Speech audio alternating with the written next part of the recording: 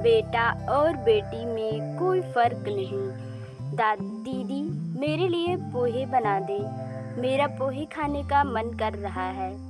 मैं गुस्से से चिल्लाता हुआ आया, मुझे भूख लगी है। माँ ने कहा, दीदी से क्या कहता है, खुद ही बना ले और उसको भी दे दे। मेरे घर में बेटे और बेटी में कोई फ़र्क नहीं किया जाता था। घर से बाहर तक सभी काम मिलजुल कर करते हैं। मैं कक्षा 10 में था और इस उम्र में कोई भी बच्चा खाना तो बनाना दूर की बात है, कोई भी काम करने में कंफर्टेबल नहीं रहता है। लेकिन मेरे घर का माहौल ऐसा था कि मेरी माँ ने सबको अपने काम में लगा रखी थी, क्योंकि उनका मानना था कि सब आत्मनिर्भर बने।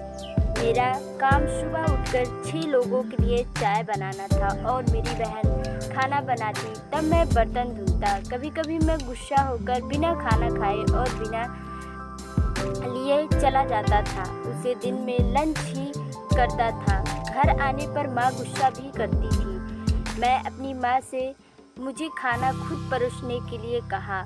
माँ किसी काम में व्यस्त थी और एक बच्चे के रूप में मैं चिल्लाना शुरू कर दिया।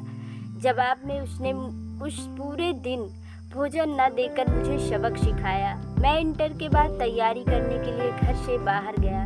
तब मुझे समझ में आया कि मेरी माँ मेरे साथ ज्यादती न करती थी, वह हमें आत्मनिर्भर बनाने की कोशिश कर रही थी, न कि हमारे ऊपर अत्याचार। हमारे साथ में पढ़ने वालों के घर में उनकी माँ और बहनें खाना बनाती और काम करती, तो हमें लगता था कि हमारे साथ हमारे घर में दुर्व्यवहार हो रहा है। मैं हर मामले में स्वतंत्र हूँ और किसी से कोई उम्मीद नहीं रखता। उसके बाद रोटियों का आटा तैयार करने से यकीन मानिए इसमें कोई बुराई नहीं है। कहानी अच्छी लगे तो लाइक, शेयर और सब्सक्राइब करें। Thank you.